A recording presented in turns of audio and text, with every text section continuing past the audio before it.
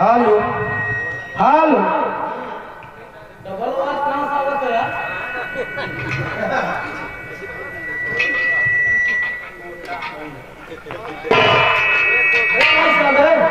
Double आवाज कहाँ से आवत है? हेलो बढ़ावा कर वो दिया और जो पकील कर आवाज हेलो हेलो हेलो और जो पकील कर साहब हेलो भैया साहब सुनाता। चलो ठीक है दे मुन्ना सर दे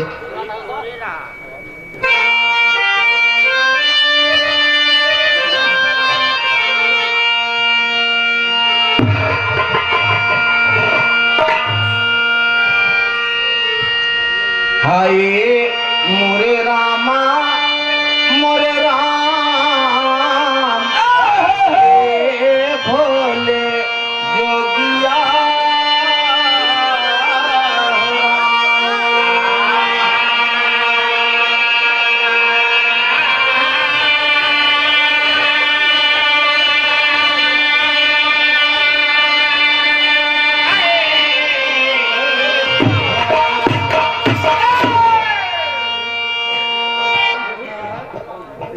सुमिरी सतगुरु बाबा जी हरदेव मिटाए भरम आदि सब भेव दिए वरदान आज गावे के सूर्यता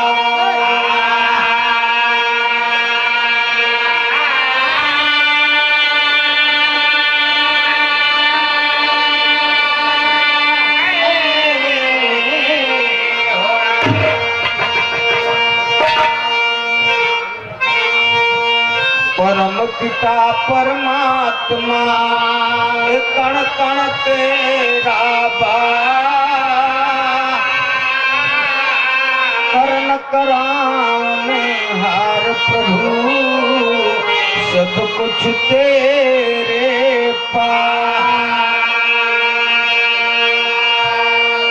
अंग संग तुझको जान के दास करे अरदास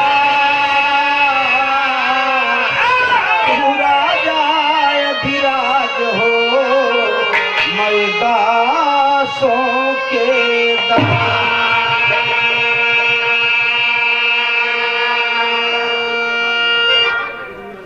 सुनने वाले मित्र आज बोलो माँ भैया समय बड़ा अनमोल बा ई रात मिला बा है सोई बरे मास्टर साहब की कृपा से आप लोगों का दर्शन हुआ। दास सोचे से सखी उस देश चलो जहां बसे ब्रिजराज गोरस बेचत हर मिले एक पंथ दुई। मास्टर साहब हमारे पड़ोसी हैं ये महुलिया घर है उनकर फूलपुर विधानसभा है हमार हड़िया या दास के लगे फोन के कहा प्रेमचंद भैया हम स्कूल हुआ खोले हम कहा तो बढ़िया कमा तो होगा कहा प्रेमचंद लॉकडाउन में लड़का एक नया होता है हम कहा मोदी महाराज योगी महाराज के घोड़े सवेरे संध्या फोटो पे गिरे तो फीस न पाए हो हम 21 मार्च से बैठा है अभी बोहनी नहीं भोगा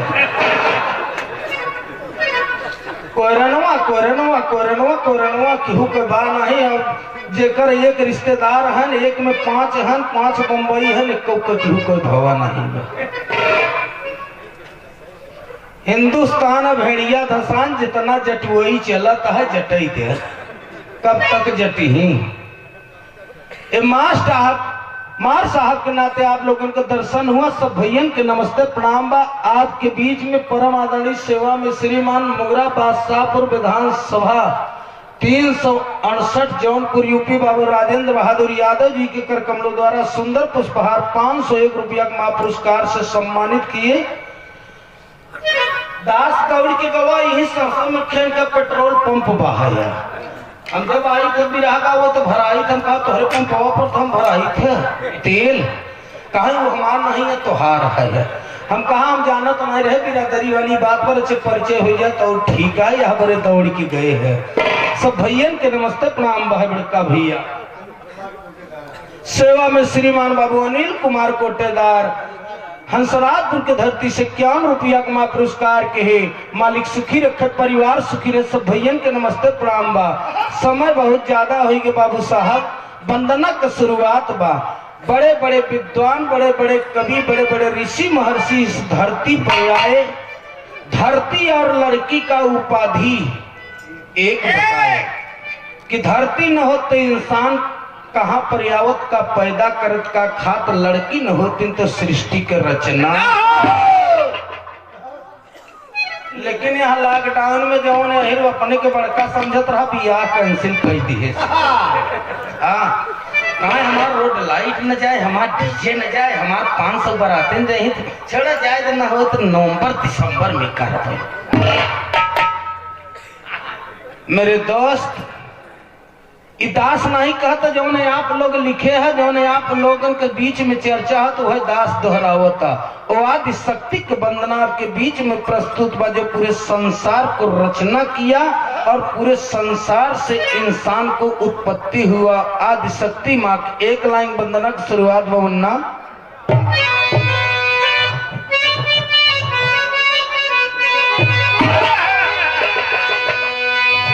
हम बिरहा जब सिखत रहे विजयी के और अनीता राज के कैसेट निकली रही है कि रंग देवे चोलिया तोहार के ओड़िया बंद जहाँ दास के घर वहां से 8 किलोमीटर दूर यही धान का कटाई चलत रहा। नवंबर का महीना रहा दास पहिरस पजामा कुर्ता पहुंच गया।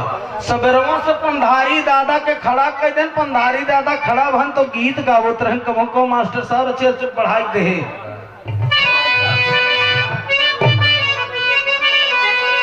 कहा माई धीरे धीरे ना ए जाननी धीरे धीरे ना रथिया हाँ का मोरी भवानी धीरे धीरे ना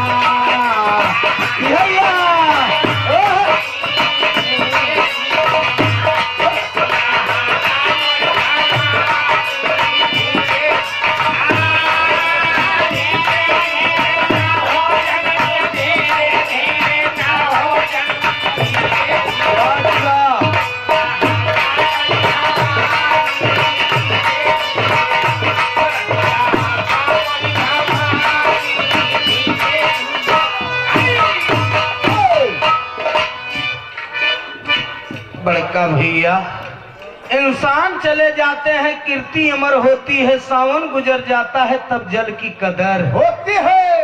इसी धरती पर स्वर्गीय जनाब हैदर अली जुगनू जी चले गए। आज प्रताप जौनपुर इलाहाबाद की बॉर्डर है ना जाति पात से थोड़ा हो तो भक्ति भाव से होता है। जहाँ भाव हो तो वही भजन हो तो जहाँ भाव ना है तो वहाँ भजन यहाँ जाति पात से चलता है सारा काम। बिहार में चुनाव का गणना चलता है कहा बीजेपी नंबर 1 पर चलता है। हम कहा एक बटन दबावा कहा ना लालटेन में पर पान फिनी जब बीजेपी पहुंचे तब कमल पर फूरे पर तो बीजेपी ने आगे जाएगा तब तू जाबे सका।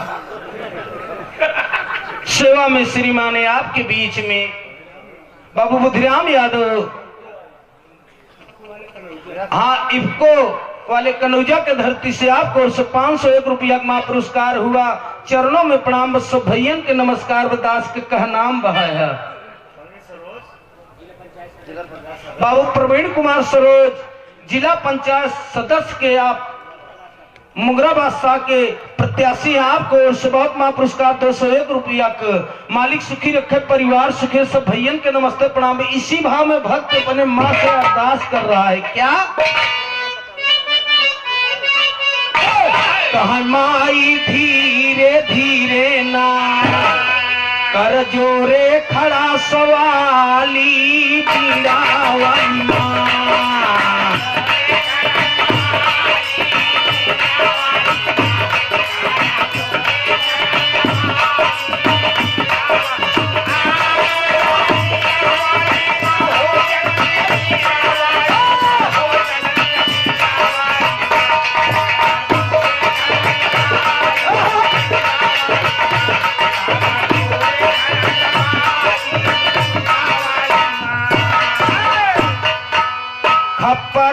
जी, माँ जगदम्बे तेरे सहारे गाई जी।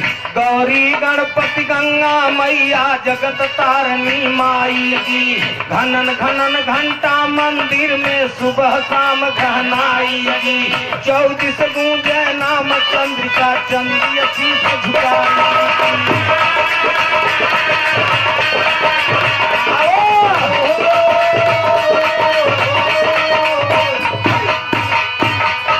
छप्पन कोटि भवानी आवा, 56 कोटि भवानी आवा।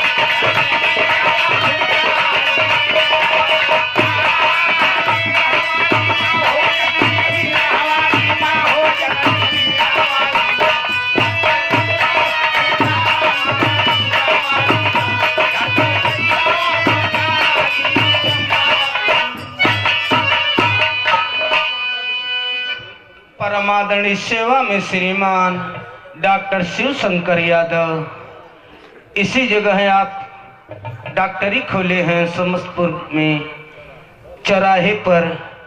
भगवान के दूसरा स्वरूप डॉक्टर साहब को 51 रुपया का महापुरस्कार हुआ। डॉक्टर साहब के चरणों में प्रणाम बा, सब भैयन के नमस्कार बा। परम आदरणीय सेवा में श्रीमान जिला पंचायत प्रत्याशी ward number 1 Phulpur doctor Gajanand Yadav, आप कुछ से हटा कृष्णा नगर के धरती से आप डॉक्टर साहब को से 151 रुपया का महापुरस्कार हुआ। दातार सुखी रखे, परिवार सुखी रहे, सब भैयन के नमस्ते प्रणाम। बतास से कोनो गलती होते अपन भाई समझ के माफ करी। बड़का भैया भक्त माँ से करा कि माँ आपकी महिमा परम्पार है। संसार में जब जब अत्याचार हुआ तब तब आपके अवतार हुआ। अब आपके अवतार हुआ दुष्टन के संहार के हो, भक्तन के उपकार के हो। दूसरी लाइन में अरदास भक्त कहत अपने माई के चरण में का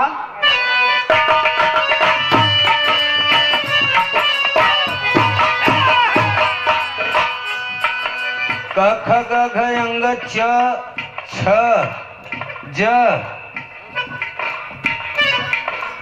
छ ज झ, ये माने कुछ नहीं। तेरी महिमा ब्रह्मा विष्णु की जड़ा देहन लगाई जी। ठकुरानी राधा रानी के देहन हाथ लौलाई जी। डटा रहूं महफिल में मैया चरणों में शीश झुकाई जी। ढोल नगाड़ा बजे पार पर जटवा सहनाई।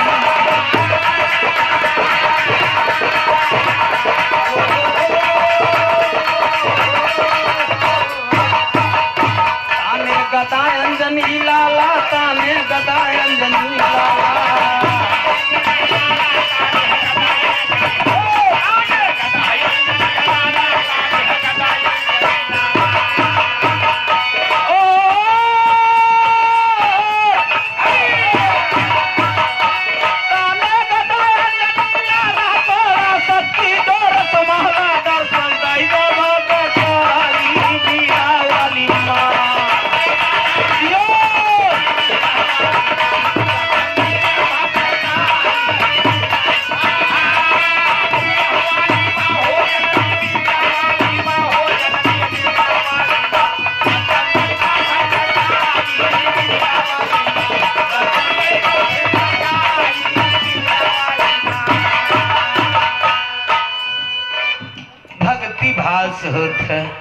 सुनने वाले बड़का भैया ध्यान दे। हाँ बतलाई में मत रह जा जो रात बीत के फिर आए हो न आए का आए रात, लेकिन जो नहीं बीतत है न आए। मान घरे जाता ही है क्यों न पूछे तो धाने कटाई चले तो मलकिन तो जरूर पूछी का हो कैलाश का नाती आए रहा, सोना सुहानी आए रहे, कैसन भी रहा जे तो सुनत है कहब ठीक है रहा, ठंडी रहबे किया बाजा आजा ठीक रहा, बढ़िया भीड़ रहा। और जो नहीं सुनत रहे वो चुप रह, तू भी रहा नहीं निपुर होत रहा।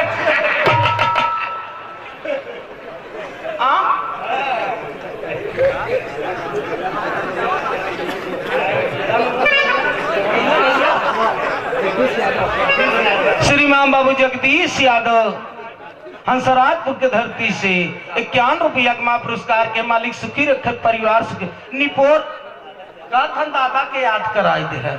हम नहीं याद करावे, याद तू करा है। सबके नचावे राम गोसाई अपनो रहे दास की। हम तो उनकर नात है, तीसर का पीढ़ी वाला ही आपका आशीर्वाद है। आप चाहे जो उनका है। निपोर कौनो गारी नहीं है, शब्दवा थोड़ा खराब लगा। तमाम औरत का थे अपन लड़कन के कहा किसी निपोर भैंसिया के चारा गारी नहीं है। और भक्त माँ से कहता थे बड़े बतला जिंजा आप लोगों से विनती बा, अमूल्य समय दे है बिरहा, जय घंटा जय मिनट तक बैठा रह सुन के जा। और भक्त अपने माँ से करा कि माँ इस संसार में बड़े बड़े ऋषि महर्षि आए, जो काम दवा से नहीं होता है काम दुआ से होता है। कामिल मुर्शिद मिल जाते हैं तो बात खुदा होता है। मेरी अरदास करता है का आइए मास्टर साहब कहा धनुधारी के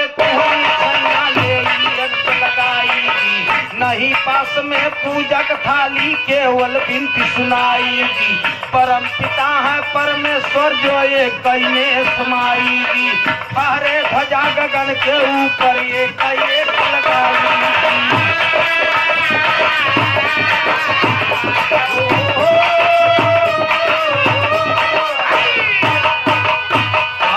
देवी तो है बुलाई, मम्मा देवी तो है बुलाई।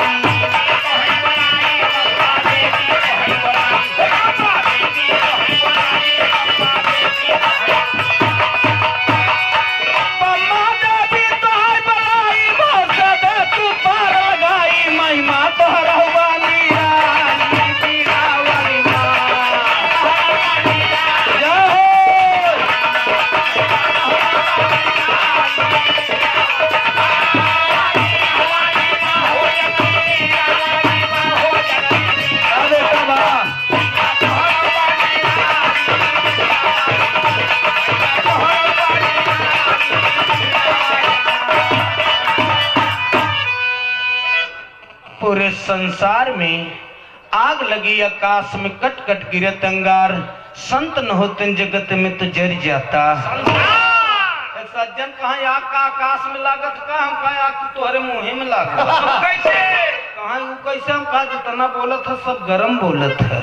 नरम बोलबे तो काम बन जा, गरम बोलबे तो फिर काम नहीं बने। हमारे पृथ्वी बीजन से खाली नहीं। भक्ति मेरे दोस्त आप लोगों के चरणों में दास अरदास करो ताकि घरे से शुरुआत कह जे अपने महतारी बाप के सेवा कैले सो से बड़ा कोई तीर्थ और भक्ति नहीं बा। पुरनिया कहाँ घरे का ललाय और बहरवास भक्ति करना हो तो अपने घर से करना। आखिरी लाइन गुरु घराने के परिचय में वंदना का तर्ज बदल के भैया हाय नया नवा में राम बस लागी बार बार बाबा क्या चरणवा नया नवा में राम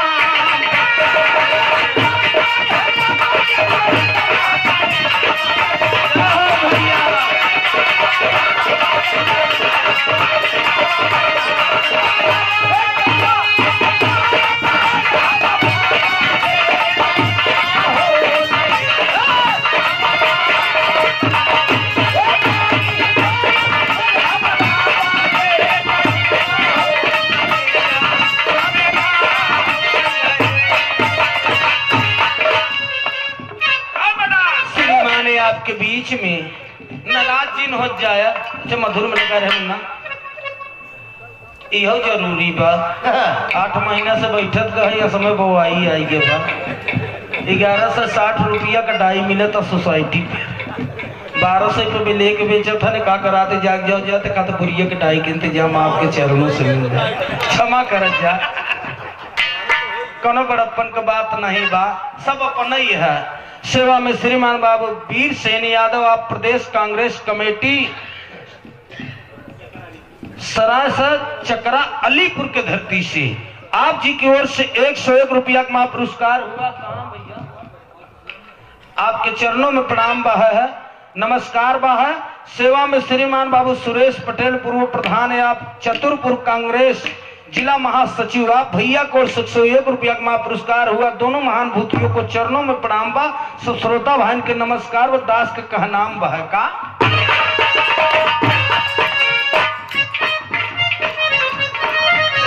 निराकार में सकती बाटे कह दास पुकारी जी, बलिहारी गुरु हमें बतावा दिए इशारा भारी जी, लेकिन बार बार बाबा के सुमिर बयत नहीं अर्ज हमारी।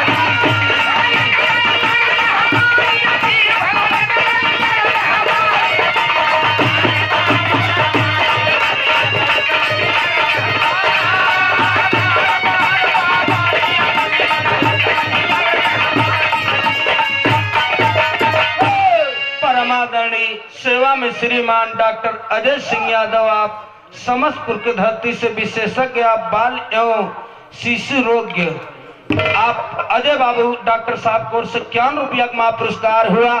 चरणों में प्रणाम। सब भैयन के नमस्कार बा। शीत का समय बजे का लड़का बीमार हो, डॉक्टर अजय सिंह यादव जी से आप संपर्क करें। आप परमादरणीय बाबू प्रेमचंद यादव, प्रधान पद प्रत्याशी, आप समस्तपुर 101 रुपया का पुरस्कार हुआ। आप प्रधान जी के चरणों में प्रणाम। सब भैयन के नमस्कार। दोनों महापुतों को दास अरदास कर सब पंचों से नमस्कार कर रहा है। कहना बा तो ई सब बाबा कई बलिहारी हम पर देता ना जदुइया, नया